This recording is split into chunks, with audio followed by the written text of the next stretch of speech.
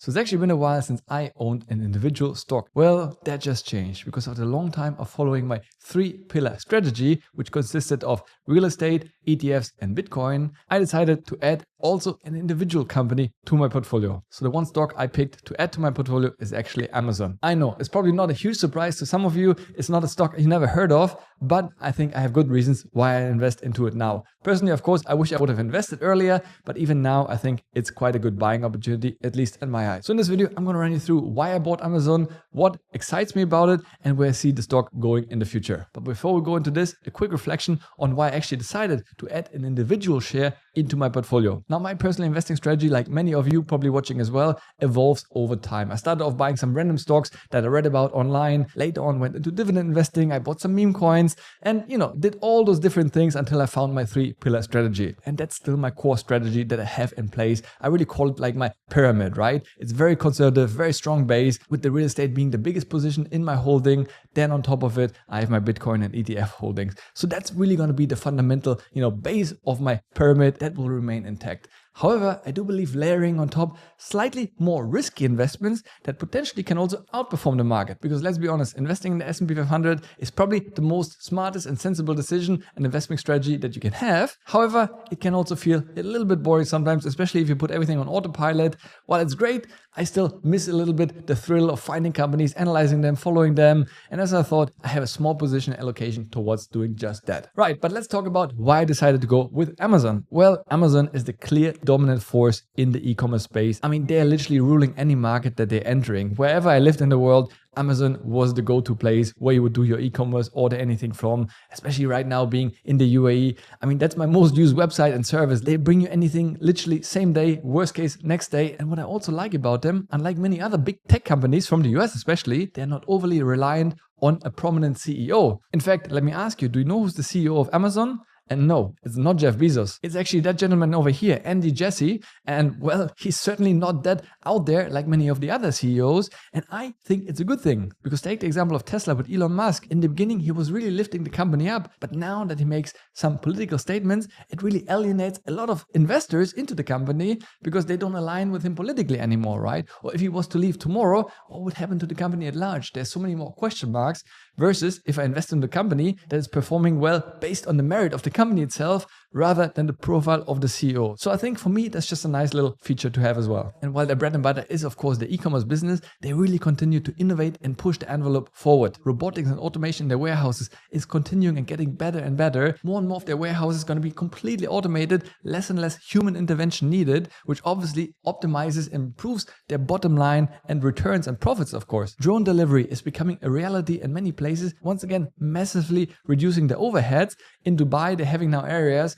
where you can get Amazon delivery within 30 minutes or less. As soon as you hit the order button on Amazon, it will be in your home in 30 minutes or less, which is absolutely crazy. And once that rolls out at scale, I mean, they're going to be absolutely dominating wherever you go. And I think that's yet another huge appeal for growing the top line in the future. Of course, let's not forget about the cloud infrastructure, AWS, which is a huge revenue driver for them. And something I'm most excited about is actually their huge investments in AI. They really take AI serious, which is good to see. And they're planning to spend this year $100 billion in overall investments, and a big part of it will go towards AI investments. So they're obviously partnering up with Anthropic, who is behind Claude AI, which is a strong competitor to Google's Gemini or OpenAI's ChatGPT. And honestly, they're really doing well. In the same way how Microsoft linked up with OpenAI's ChatGPT, Amazon basically linked up very closely with Anthropic. And I don't know if you've been using Claude AI. I'm actually on the professional paid plan and I absolutely love it. They just came out with a new Claude 3.7 Sonnet, which is so smart.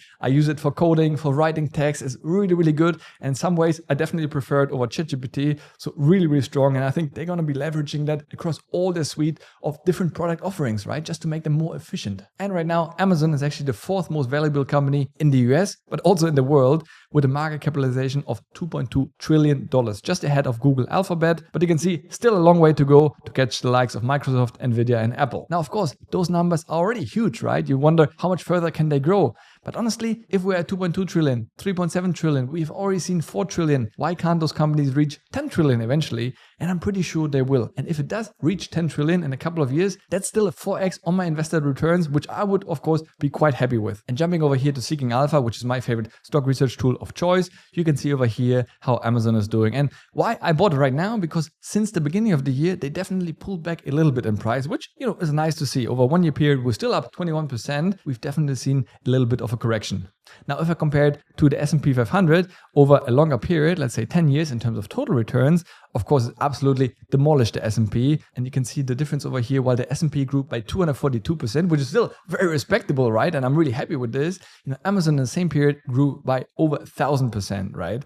And of course, that's never a guarantee that will continue to outperform. But obviously, based on my investing thesis, and given some of the reasons I mentioned just before, I really don't see a scenario where it will start underperforming the market. And always good to see the short interest is very, very little, 0.67%. It means there's very few people actually betting actively against Amazon, right? Take a company like Palantir, for example. All of a sudden, it's much higher actually at over 3%, right? So for me, that's good to see that most people are actually long-term bullish on Amazon. And the same when we jump over to the ratings over here. Usually I don't look at them, right? Because just an indication, right? Ratings can be right, they can be wrong. But still, when I see the quant rating from Seeking Alpha giving it a strong buy, 4.94 is really, really strong. Obviously, they have different factors that they're using to give those ratings. And you see a lot of the things what I like, profitability, growth, all those numbers are A+. So really strong numbers over there. Even the Seeking Alpha analysts give it a buy rating, and Wall Street analysts as well give it a strong buy rating. So across the board, it's very much in the green, which once again is not a deciding factor for me, but it just gives me confirmation that probably it might be a good entry period right now to open a position in the company. And look at that revenue growth.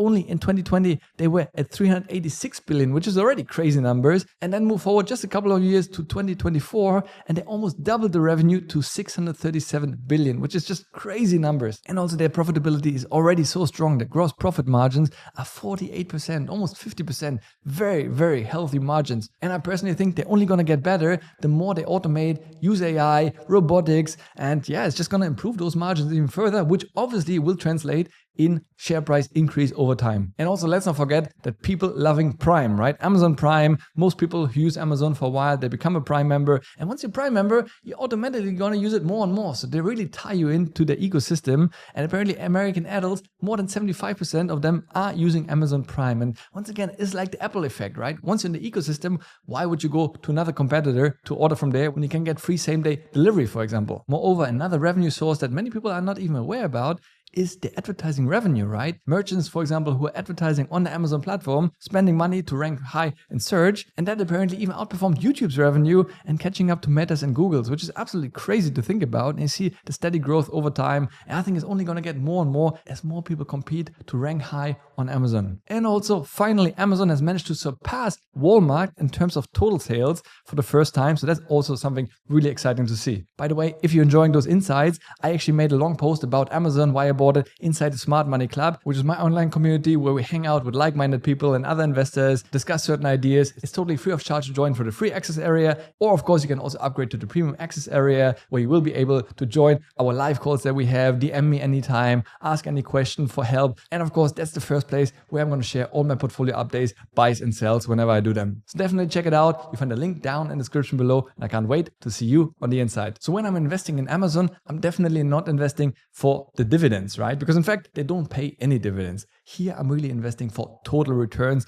As we saw before, it has absolutely outperformed the S&P 500 in the past, which is not a guarantee that it will continue to do so, but it's highly likely, right? Given their dominant position in the e-commerce space, plus the major funds they're investing towards AI and other future industries, I think they're really well positioned to capitalize on those investments in the future, which in return should further drive up the share price. I really wouldn't be surprised if in the future, it might take a couple of years, they will reach 10 trillion valuation, which would be an easy 4x from now. And that's a nice return on my money. But of course, there are also some risks to consider. First of all is, of course, the regulations, right? Sometimes there are some antitrust going on in different countries where they kind of try to cut down on monopolies, right? If they become too powerful, then some of those governments, countries around the world will sort of force them to sell some companies off or split their business in different ways. ways like they did with Apple to allow other app stores to operate on the ecosystem as well. So maybe something similar will happen to Amazon. We don't know. But either way, I think they're smart enough to reposition themselves and once again dominate the market in whatever way they will be operating in. Of course, let's also not forget about the competition. On the one hand side, there are pages like Shopify, right, where you have individual retailers